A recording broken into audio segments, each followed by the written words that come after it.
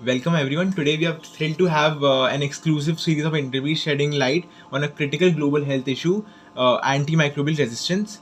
I am Atish Agarwal and we are here to representing BioGuardians, organizations steadfast in its commitment to combating AMR and its safeguarding the future of healthcare. Please, Pranav Agarwal, please introduce yourself. मैं doctor Pranav Agarwal हूँ and I have completed my MBBS and then certificate course in sonography or I'm practicing as a physician in Jaipur. Okay, I have to see there. I'm practicing in Jaipur. Okay, in Subhash Nagar. So, are there any public health issues that you are particularly interested about? Public health issues जो अपने India में important है, एक तो preventive aspect जो है उस पे पब्लिक अवेयरनेस होनी चाहिए काफ़ी, क्योंकि डिजीज़ को कैसे प्रिवेंट करना है, खासकर जो लाइफस्टाइल डिसऑर्डर्स है वो। दूसरा, जो जैसे डॉक्टर प्रिस्क्राइब्स करते हैं मेडिसिन, यूजुअली पेशेंट कई बार खासकर एंटीबायोटिक्स जो हैं वो अपने हिसाब से जैसे ही रिलीफ आता है तो वो छोड़ देते हैं। उसकी वजह से एंटीबायोटिक रेजिस्टेंस काफ़ी ज़्यादा बढ़ता जा रहा है और कई बार डॉक्टर्स भी वो प्रिस्क्राइब करते हैं, वो भी एक रीज़न्स है एंटीबायोटिक रेजिस्टेंस के। और एक ये है कि डॉक्टर्स भी डायग्नोज करें डिजीज़ को प्रॉपरली, फिर ट्रीटमेंट अगर शुरू हुए तो पब्लिक हेल्थ में और ज़्यादा इम्प्रूवमेंट आ सकता है। How do you prescribe it effectively?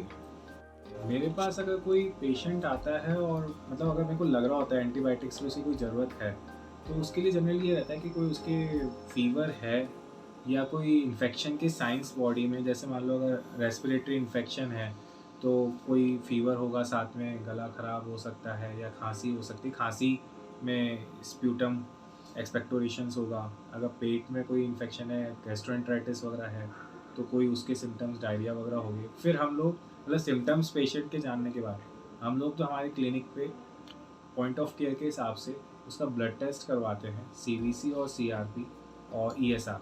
इससे क्या है, कोई एक्यूट इन्फ्लामेशन, कोई अगर मान लो इन्फेक्शन हो, और एक रूटीन यूरिन भी रूटीन एग्जामिनेशन कराते हैं, और अगर मान लो कोई क्रॉनिक इन्फ्लामेशन हो तो उन सबकी बेसिकली दिमाग में गाइडलाइन हो जाती है सेट कि हाँ यार इसके ये हो सकता है इन्फेक्शन। और फिर रिलेवेंट जो भी इन्वेस्टिगेशन हो वो करवा के फिर उसके बेसिस पे अगर हमको इन सब चीज़ों से, पेशेंट के सिम्टम, इन्वेस्टिगेशन से अगर लग रहा होता है कि हाँ इसके इन्फेक्शंस है, तो फिर हम एंटीबायोटिक उसके शुरू करते हैं। अगर नहीं लग रहा होता, कहीं पे एविडेंस नहीं लग रहा होता, तो फिर हम एक बार एंटीबायोटिक्स नहीं देते हैं और पेशेंट को शॉर्ट फॉलोअप पे बुला लेते हैं। अगर उसको रिलीफ हो जाता है सिंपल सिम्टोमेटिक दवाई से तो ठीक है, नहीं होता तो फिर आगे फिर और ट्रीटमेंट उसका उस हिसाब तो से आपने बताया कि आप पेशेंट्स को कई बार एंटीबायोटिक्स नहीं देना प्रेफर करते हो, लाइक जब नीडलेस नहीं होता। हाँ। तो ऐसा भी कभी होता है कि patients pressure you to give them antibiotics and what do you do in that case? It occurs very rarely. अच्छा। मतलब ज़्यादातर तब होगा जब पेशेंट के मतलब गला वगैरह ख़राब हो रहा होता है तो उनको ये लगता है कि एंटीबायोटिक्स दो, वरना अब ये बहुत कम हो गया पहले से। मतलब पहले होता था लेकिन आजकल पब्लिक अवेयरनेस भी शायद बढ़ी है, तो वो भी प्रेफर कम करते हैं एंटीबायोटिक्स कई बार पेशेंट भी। तो अगर लेकिन पेशेंट का प्रेशर मेरे लिए कोई डिसाइडिंग फैक्टर नहीं है। अगर मैं उसको एजुकेट करने की कोशिश करता हूँ कि ये सब चीज़ें जैसे जो मैंने अभी बताई कि अपन सिम्टम्स देख रहे हैं, उसके इन्वेस्टिगेशंस देख रहे हैं, अगर मान लो उसमें नहीं आ रहा होता तो हम उसको बताते हैं कि इस वजह से तुमको एंटीबायोटिक की ज़रूरत नहीं है तो मत लो।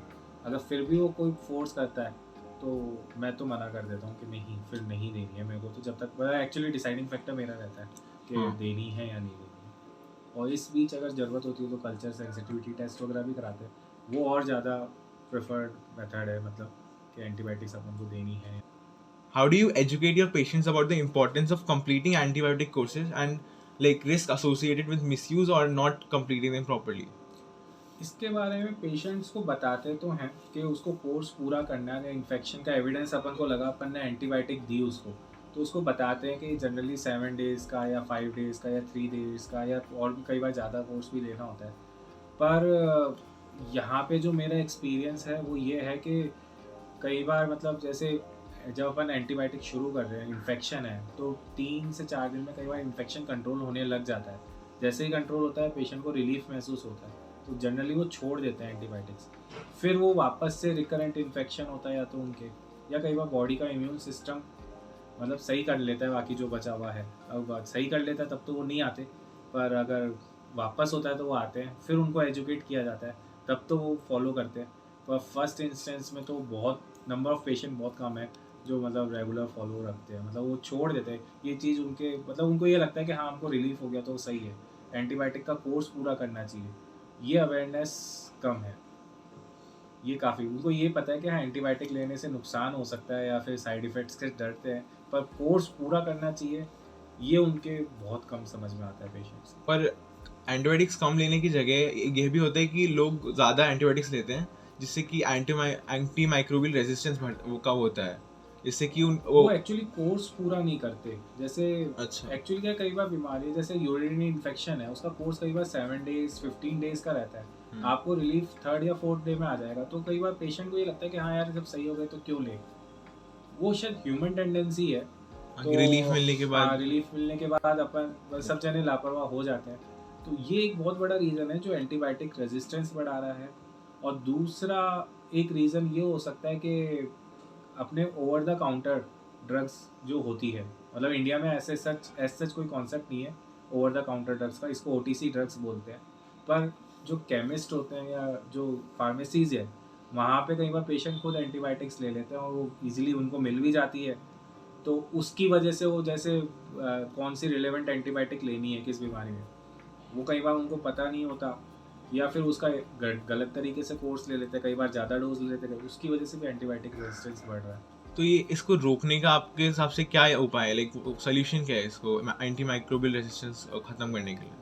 रोकने का उपाय तो यही है कि प्रॉपर जो भी कोर्स है वो पूरा होना चाहिए, जितने भी ड्यूरेशन का अपना ट्रीटमेंट होता है, सेल्फ प्रिस्क्रिप्शन नहीं होना चाहिए एंटीबायोटिक्स का खासकर, क्योंकि उससे क्या है रेजिस्टेंस बढ़ेगा। और अगर पॉसिबल हो तो कल्चर सेंसिटिविटी टेस्ट करा के, पर उसकी रिपोर्ट्स कई बार 2 डेज़ बाद आती है ना, कई बार 5 डेज़ भी लगते हैं, जैसे ब्लड कल्चर वगैरह हो तो उनकी रिपोर्ट आने में टाइम लग जाता है, लेकिन अगर हो सके तो वो भी अगर करके दे दवाई तो और ज़्यादा ये मतलब अपन एंटीबायोटिक रेजिस्टेंस रोक सकते हैं। तो आपको क्या लगता है कि इसको हमारी जर्नी रोकने में हमारे चैलेंजेस क्या हो सकते हैं, हमें किस चीज़ पे लाइक फोकस करना चाहिए? शायद पब्लिक अवेयरनेस वो सबसे ज़्यादा है। दूसरा, एंटीबायोटिक्स को ओवर द काउंटर ड्रग्स के रूप में नहीं सेल करे, मतलब कोई जिस तरह के प्रोविजंस अगर हो तो बढ़िया है,